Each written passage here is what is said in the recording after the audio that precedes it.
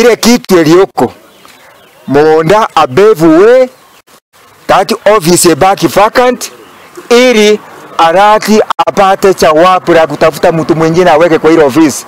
Kwa hiyo vitendo yote tunasikia nafanya ni heri atoke ili that office ifanywe uchunguzi. Ukiwa mwizi kwa ofisi ya serikali unaondolewa, unakaa kando, sheria na kuchukua inaanza kwa university.